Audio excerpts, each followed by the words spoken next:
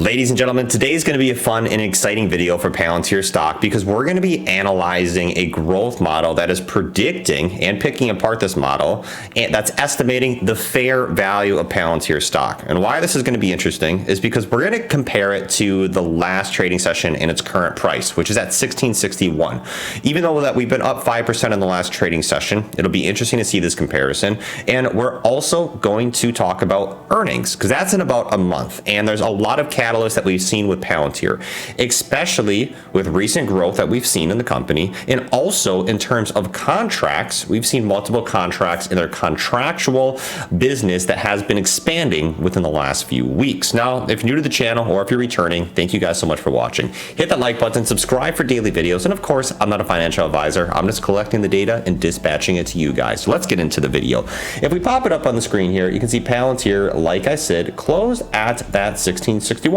And we had trading volumes that are starting to increase pretty high over that 50-day moving average at about 65 million. Now, Palantir is sitting at about this $35 billion market cap. The question is, what is its fair value? Because that's one of the biggest criticisms that we've seen with Palantir is that it's overvalued and it's trading at a very high premium right now. Now, that can be true, especially to a lot of the stocks that are within the same sector, but within this AI industry and these AI tech stocks, you have seen a lot of craze. I mean, Palantir is up over 140% year over year.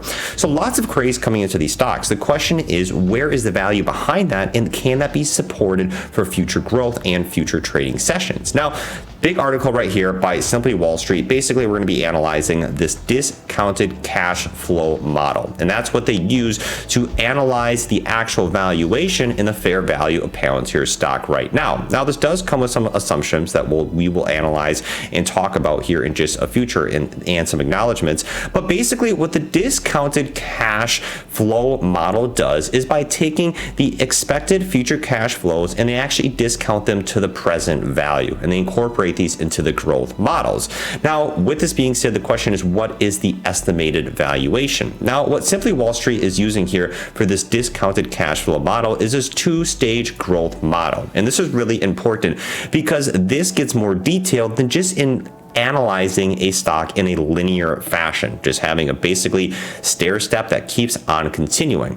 This brings more of a curve-like approach to the model, and by basically saying it accounts for two stages of the company's growth. The initial period is when that company has made higher growth rates. This is expected, especially with newer tech stocks that experience that amount of hype and trendiness, which is kind of what Palantir is going through right now, in my opinion. And then basically incorporating more of a stable growth period when the company becomes more mature, when a lot of that hype continues to kind of dwindle and you just have a stable growth with a mature company. Now, in the first stage, they basically take these estimated free cash flows and extrapolate them over the next 10 years and then come up with a terminal value for those following 10 years. Now, what they do is they collect a lot of analyst free cash flow estimates, and if they aren't used, then those metrics are extrapolated for the following years. One assumption that they do use, though, in this model is they assume companies with a shrinking free cash flow will slow their rate of shrinking, and companies vice versa with a growing free cash flow will see their growth rate slow over the period. And that makes sense, like I said, with the initial growth stage, and then you have more of that mature, kind of more consistent growth rather than that exponential type growth that you can see once you do have all that trendiness and hype behind it. So they also do assume that the dollar today is more valuable than the dollar in the future. And I'd agree with that, especially with the recent inflation metrics that we have seen. Now, looking at this and especially calculating this, here are the free cash flow estimates for the next 10 years. And then you have to take into account, what about those following 10 years? And that's where the terminal value is. And the terminal value, basically the way that that is calculated is by taking into account 10-year government bond yields. And this is using a very conservative growth rate to basically predict a lower end and basically not get too carried away with these growth models, and that basically it can't exceed this a country's GDP growth. So incorporating that terminal value, which is over the future cash flows over the 10-year period, which you have right here, and basically adding all those together and seeing what the summation. They take that data and they basically divide it by the number of shares outstanding and compare that to the relative share price. Now, when this model was created, relative share fair price was at 15.80. Where we are right now, like I said, is at 16.61. But what the model comes out with is basically approximately a 21% discount to where the stock price trades, using this growth model, and basically with that terminal value at the end with the discounted cash flow, basically taking the actual present cash flow values into account.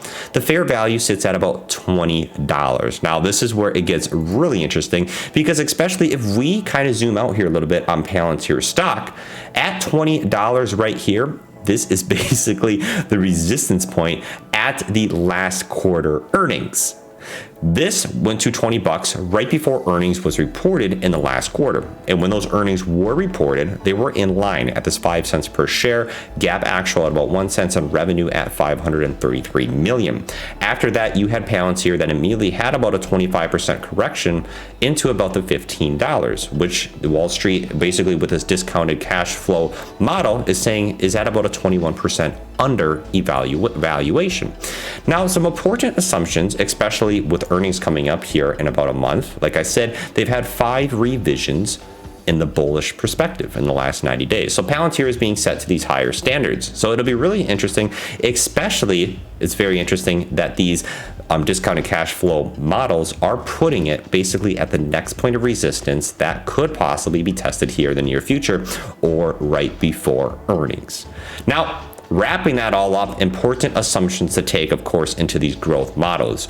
Remember, it's taking a lot of data from free cash flows. Now, what if those free cash flows are not correct and you have big changes in the amount of capital requirements in terms of the company, in terms of paying off loans, in terms of further development into their products, which that's a big thing in terms of AI, especially with AI software, and these AI data analytics companies are highly competing against one another.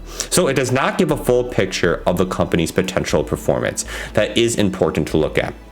This is taking present value and extrapolating it over a multi-year period, and many things, especially that are outside variables within Palantir stock, can have an influence on the stock price. So it does not consider the possible cyclical of an industry's disadvantages.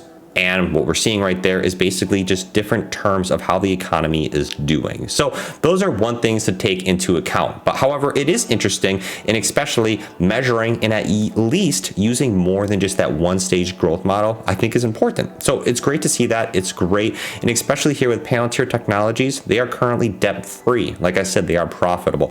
And this is great to see, especially among one of the top trending tech stocks right now, and separating itself from all the other AI stocks that are out there. A lot of them are still trying to experience that growth and turn profitable, which can lead to big changes in the future analysis of a company. And one thing, especially about opportunity, is there are large expectations for Palantir in 2024, and we've seen these expectations already gearing up for Palantir, especially, like I said, with all the contracts we have been seeing signed in the recent near future. So talking about Palantir, some other quick news that I did want to touch base with you on this Saturday. Like I said, we don't have trading right now, so people wondering, what are we even doing with our weekends? But with that being said, you do have many institutional and hedge funds that are actually adding their stake in Palantir. And this is great because, especially from an institutional investment perspective, they're buying these shares in very large quantities compared to retail traders. And what you see here is this list goes on and on and on and on. You especially like Redwood Wealth Management here, just saying how they increased it up 2.1%, 4.6%. We're seeing increases in 4.2%. Needless to say, summarizing this whole article is lots of institutional investors and hedge funds are increasing their stake in Palantir. And we're seeing that, especially, like I said, up 5%. It had a very good trading day on Friday. So especially with the leading into Monday, and more importantly, within the next few weeks here on Palantir is going to trade, a lot of people are going to have their eyes on it, and we'll be definitely keeping our eyes on it like we have in the previous few weeks. But like I said, $20 for that fair intrinsic value. And like I said, that is assuming many things, and that's just a matter of fact. That's why they're called models. and especially with the growth model. So don't take that as a guaranteed value. It's really important to know that there is inherent risk, especially in investing in a more speculative, newer growth type AI stock company. So that's what I have for you guys. Take care. Enjoy the rest of your weekend, and I'll catch you guys later. Have a great day.